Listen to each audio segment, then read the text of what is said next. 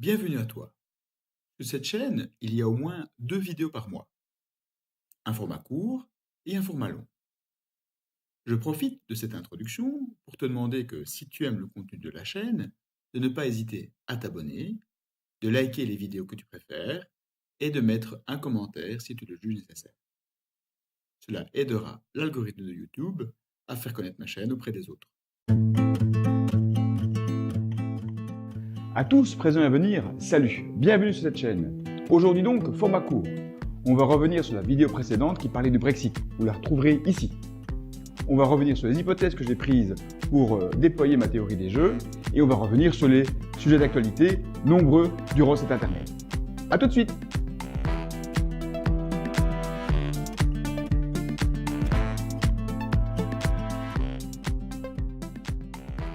Bien, revenons d'abord sur certaines hypothèses que j'ai prises lors de la vidéo précédente.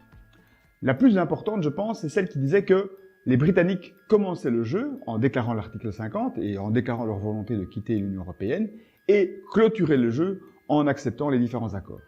C'est en fait une approximation que j'assume tout à fait. En réalité, l'accord entre les Britanniques et l'Union européenne doit également passer deux étapes au niveau de l'Union européenne.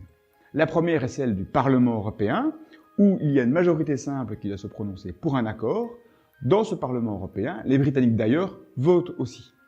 C'est pour ça que je n'ai pas considéré cette étape-là, me disant que, quel que soit l'accord présenté, il y a de fortes chances, de très très grandes probabilités, que l'accord passe le Parlement européen.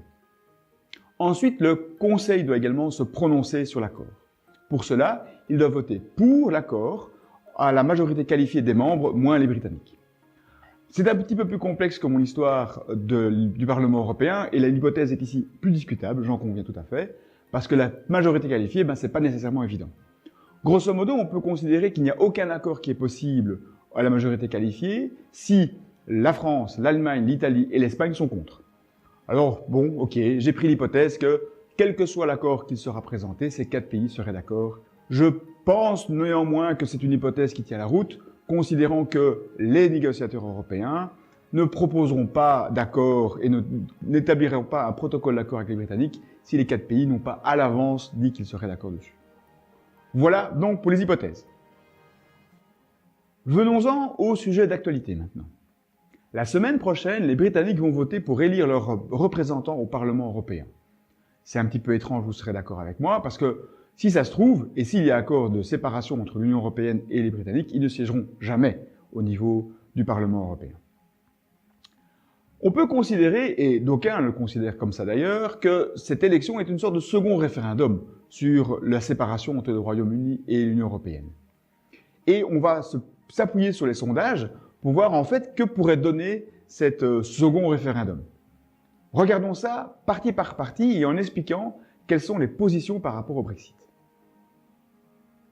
On va donc commencer par le nouveau parti qui est le parti de Nigel Farage, qui était le créateur du parti UKIP qui avait voté pour le Brexit lors du référendum de 2016. Et donc Nigel Farage a quitté la présidence du UKIP et a créé maintenant un nouveau parti qui s'appelle le Brexit Party, le parti pour le Brexit.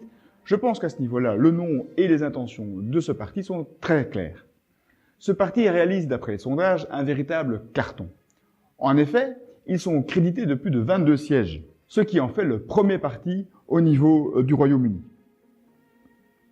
En deuxième lieu, on retrouve les travaillistes, le Labour, qui est crédité de 15 sièges. La position par rapport au Brexit du Labour est un petit peu ambiguë. La position officielle du parti est qu'il demande un second référendum. Donc sont-ils pour ou contre le Brexit, c'est pas clair, et il semblerait qu'à l'intérieur du parti travailliste, il y ait en fait les deux tendances. Le Lib Dem est un parti pro-européen et s'est toujours exprimé en faveur du maintien du Royaume-Uni à l'intérieur de l'Union européenne. Ce parti est crédité de 10 sièges. Nous retrouvons ensuite les conservateurs. Conservateurs qui s'écroulent littéralement dans les différents sondages.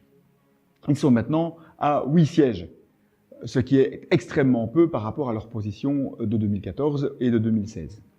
Là aussi, les conservateurs ont une position ambiguë par rapport au Brexit. Ils ont dit qu'ils mettraient en œuvre la décision du peuple britannique, comme les travaillistes, mais sont-ils pour ou contre, c'est pas très clair.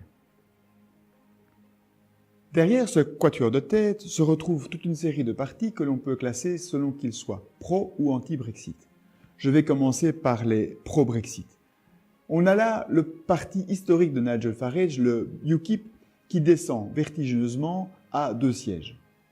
On retrouve également les 2 partis unionistes nord-irlandais, le DUP et le UP, à savoir l'Union démocratique et l'Union de l'Ulster, qui recevraient chacun 1 siège. Au niveau des anti-Brexit, il est à noter le corps plus qu'honorable des Verts, The Green, qui recevraient eux 6 sièges. Change UK, qui est un parti indépendant, recevrait lui 4 sièges. On a ensuite le Scottish National Party, le SNP, parti indépendantiste écossais, qui serait crédité de 2 sièges. Le Sinn Féin, qui est aussi un parti nord-irlandais, mais qui a également son pendant du côté de la République d'Irlande, et qui aura 1 siège. Et enfin, le dernier parti qui est mentionné dans la liste est un parti gallois, qui recevrait aussi lui 1 siège et qui est aussi anti-Brexit.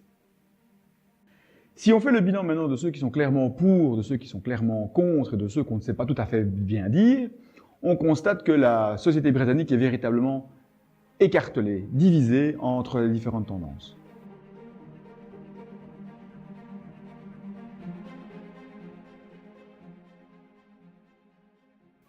Si à cela vous ajoutez le fait que ce vendredi, les travaillistes et les conservateurs n'ont pas réussi à se mettre d'accord sur un vote commun sur le protocole d'accord de retrait, et que l'on reprend le schéma que j'avais dessiné lors de la vidéo précédente, que je vous remontre ici, je pense que l'on peut affirmer, et on verra si je me trompe la semaine prochaine, je pense que l'on peut affirmer qu'on est plutôt parti sur la voie de gauche, la voie où il n'y aura pas d'accord de retrait, et où donc on va se retrouver face à la situation où l'Europe devra choisir si pour elle c'est plus important d'avoir un accord commercial avec les Britanniques, ou si pour l'Europe ce qui est important c'est d'empêcher les autres États de vouloir quitter l'Union européenne. C'était donc les 2 résultats que nous obtenions à gauche. Si vous voulez voir l'ensemble des résultats, à nouveau, je vous encourage à aller voir la vidéo que voici. Voilà, ceci clôture cette vidéo courte. J'espère vous revoir pour la prochaine vidéo longue qui concernera, je vous le dirai plus tard. Salut, ciao!